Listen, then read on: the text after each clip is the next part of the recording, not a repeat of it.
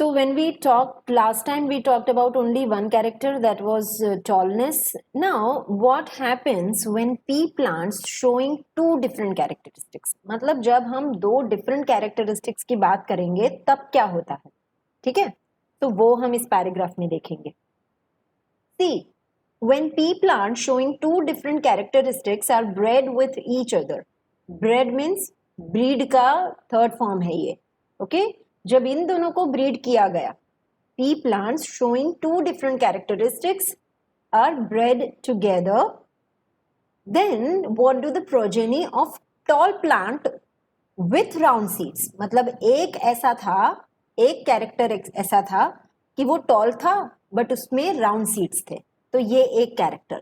Late me just keep this in box. तो tall plant with round seeds, तो ये एक था. और दूसरा था short plant with wrinkle seeds. So let me write it down here because ये बॉक्स में नहीं आएगा वरना.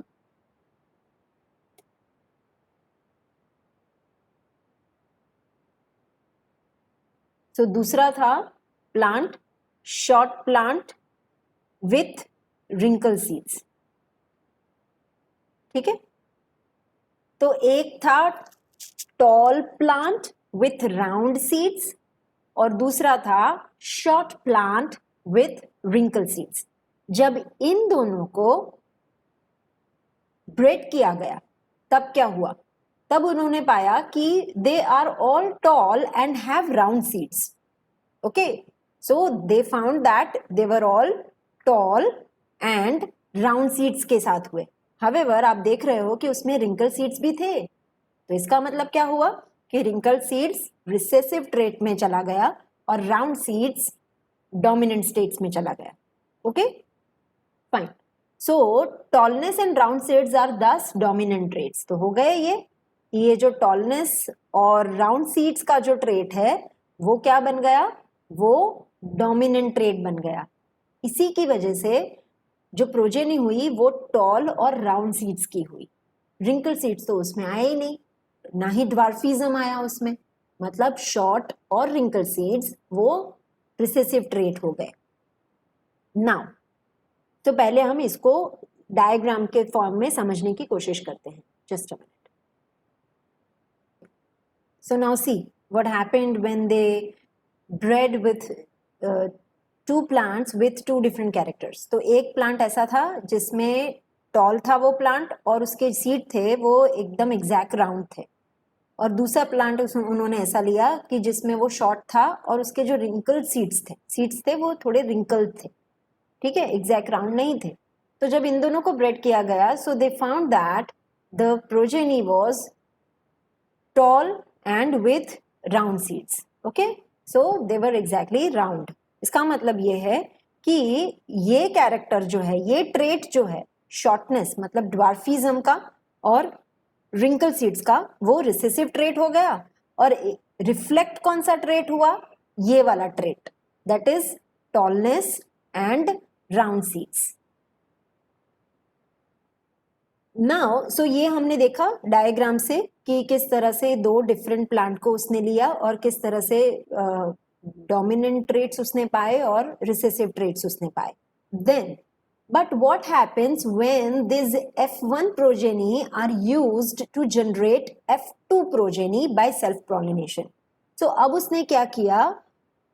ये जो F1 जनरेशन थी जो कि ये थी, ये वाली, उसने उन दोनों को सेल्फ पॉलिनेट होने दिया. देखो ये रिंकल्ड नहीं है. Okay, I am trying to draw it as well as possible.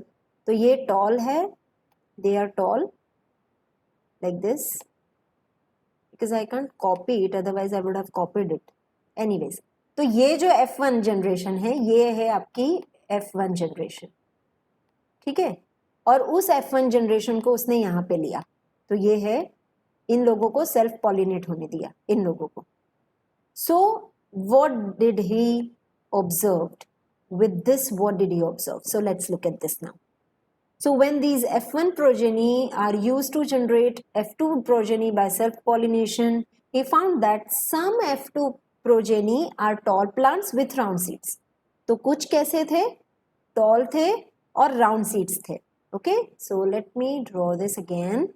तो कुछ ऐसे थे, tall with exactly round seeds. ठीक है. देन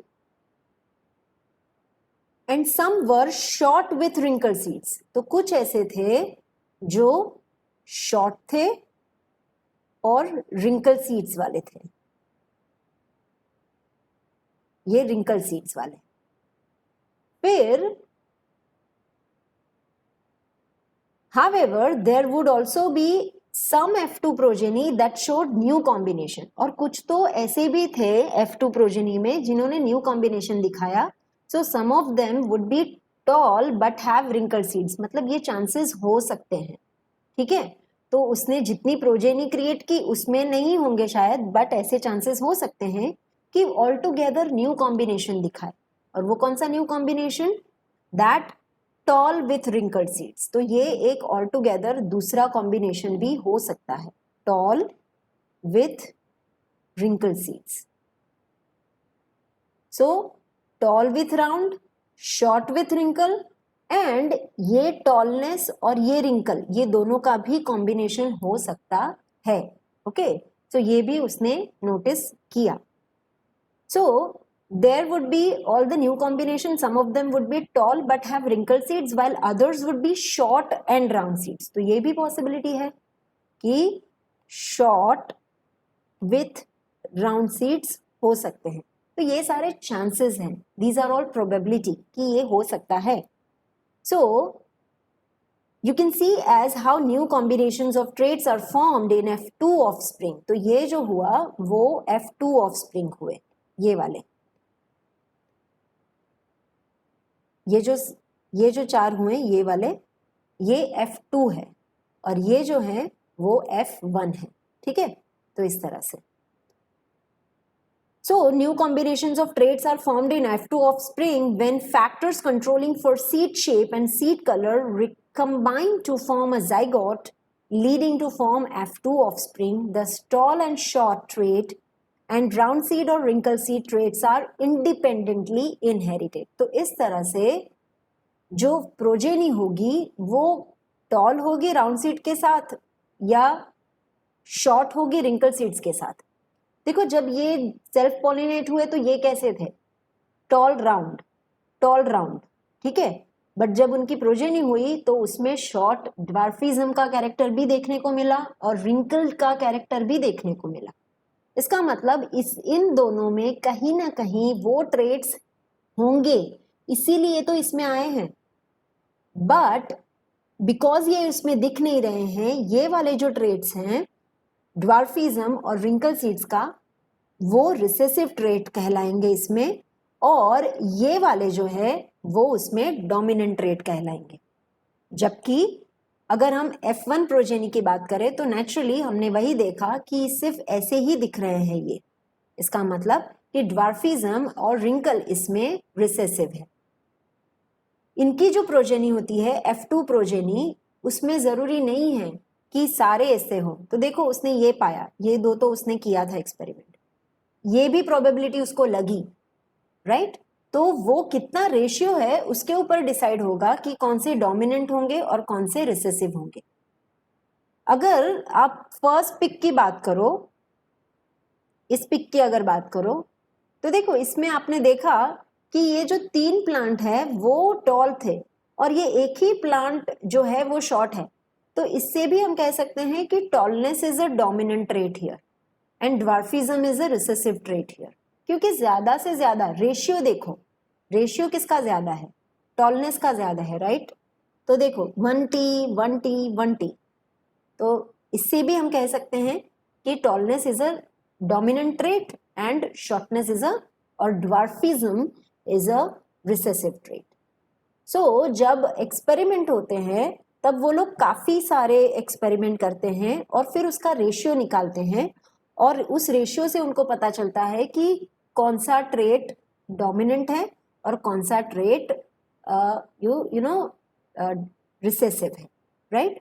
तो अभी आपको ये पूरा समझ के what you have to do is you have to understand this figure, ये फिगर आपको समझनी है, ये फिगर आपको समझनी है और फिर आपको मुझे कल समझानी है कि इसमें आपको क्या समझ में आया।